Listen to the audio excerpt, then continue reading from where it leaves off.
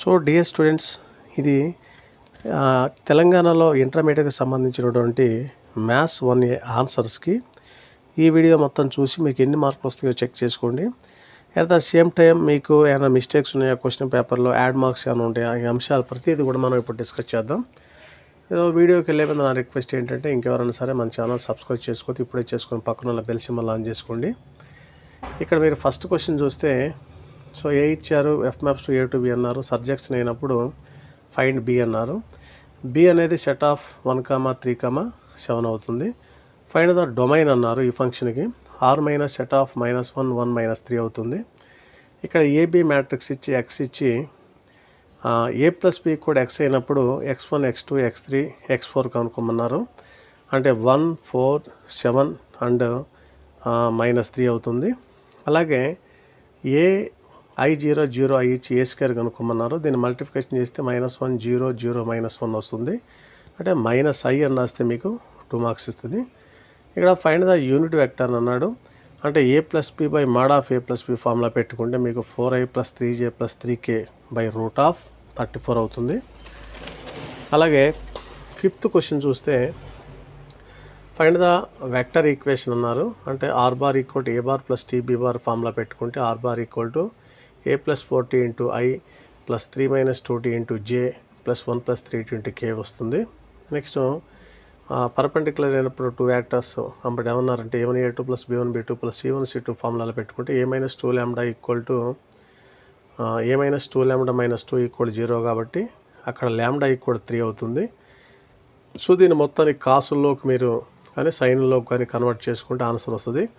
Find the period అన్నారు. అంటే 6π/n of n + 1 × 2n + 1 అవుతుంది. Next tan h inverse x = 1/2 log by c 1 + x/1 - x formula పెట్టుకుంటే answer వచ్చేస్తుంది. దీనికి 1 mark ఉండొచ్చు మేబీ. ఇవన్నీ 2 మార్క్స్వి. 4 మార్క్స్ చూస్తే సో డైరెక్ట్ ప్రూఫ్ అన్నారు. a + b యాడ్ చేసుకుని దాన్ని 3 టైమ్స్ మల్టిప్లికేషన్ చేసుకొని ఇట్లా విడివిడిగా చేసుకుంటాం.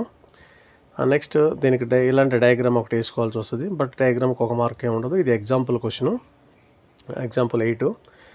అలాగే 2 వెక్టార్స్ ఇచ్చేసి ఇక్కడ 13 క్వశ్చన్లో 2a bar b + a + 2b bar మధ్య యాంగిల్ అడిగారు. సో ఈ రెండింటిని యాడ్ చేసుకొని యాంగిల్ అప్లై చేస్తే cos 1 52 √74 × 65 అవుతుంది. అలాగే 14th క్వశ్చను చూసుకోండి. డైరెక్ట్గా మీకు ట్రిగనామెట్రీలో ఎక్సర్సైజ్ క్వశ్చను. దీన్ని సింప్లిఫై చేసుకుంటే వచ్చేస్తుంది ఇది. అలాగే 15th క్వశ్చను √a² + b² కనుక్కుంటే √4 = 2 వస్తుంది. కాబట్టి ఇది మొత్తం బోత్ సైడ్స్ మల్టిప్లికేషన్ చేసుకుంటే దీన్ని సింప్లిఫికేషన్ చేసుకుంటే ఇది మొత్తం సైన్లోకి వస్తుంది. అప్పుడు n π + -1 ⁻n × 5/4 + 5/6 ఈ ఆన్సర్ మొత్తం రాబట్టినందుకు ఇంకొక మార్క్ వేస్తాను. మొత్తం 4 మార్క్స్ క్వశ్చన్ ఇది.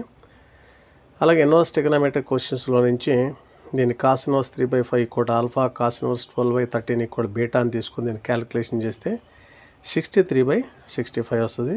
ఇది కూడా ప్రాపర్టీస్ ఆఫ్ ట్రయాంగిల్లో ఎక్స్పెక్టెడ్ క్వశ్చనే, 4 మార్క్స్ క్వశ్చన్ ఇది. నెక్స్ట్ 18th క్వశ్చన్ టెక్స్ట్ బుక్లో ఏ ఇచ్చారు, బి ప్లేస్లో ఏబిసి ఉంది. బట్ ఇక్కడ ఆల్ఫా బీటా గామా చిన్న మార్పు చేసి ఇచ్చారు. అంటే క్వశ్చన్ రాంగ్ కాదు కాబట్టి ఇక్కడ యాడ్ మార్క్ ఏముండదు. చాలామంది యాడ్ మార్క్ ఇస్తా అనుకుంటున్నారు, ఎందుకంటే సమస్య లేదు. ఆల్ఫా బీటా గామా ఉంది ఇచ్చారు, కొద్దిగా మార్చేశారు. క్వశ్చన్ ఏబీసీ ఇచ్చారు, యాజ్ టీజ్ మొత్తం అదే procedure. F maps to A to B, G maps to B to C అన్నారు. ఇప్పుడు మీకు ఇదంతా ఇలా సింప్లిఫికేషన్ చేసుకొని క్యాన్సిల్ చేస్తే Q21 అలాగే R23 P2 వస్తుంది. దీని యొక్క క్వశ్చన్ ఆన్సరు. అంటే G circle F whole inverse ఎంతో, F inverse circle G inverse కూడా అంతే అని ప్రూవ్ చేయాలి. రెండింటి ఆన్సర్లు ఎంత వస్తుంది అనమాట. సో మ్యాథమెటికల్ ఇండక్షన్లో ఇక్కడ ఎంత టర్మ్ కనుక్కుంటే సరిపోతుంది మీకు. ఇది మీకు 19 క్వశ్చను. నెక్స్ట్ ఇక్కడ మీరు డిటర్మినెంట్లో నుంచి ఫస్ట్ కాలంలో 1 1 1 ఉన్నాయి కాబట్టి రో ఆపరేషన్ చేయాల్సి వస్తుంది. R2 - R1 R3 ఈ ఆపరేషన్ చేసుకుంటే ఆన్సర్ రప్పించవచ్చు. So expected question common method ఇది. AX = B ఫార్ములా రాస్తే 1 మార్క్ వస్తుంది. డెట్ ఏ కనుక్కుంటాం. నెక్స్ట్ x = 7 y = -10 z = 4 అని వచ్చేస్తుంది answer.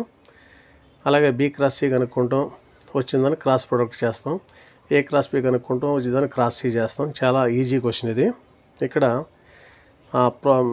Transformation యాక్సెస్లో a + b + c = 180, b + c 180 - c and c = 180 - f + b. So dead easy question ఇది కూడా. Properties of triangle ఏంటంటే ఇది కూడా ఎస్ఏ క్వశ్చన్ ఎక్స్పెక్టెడే.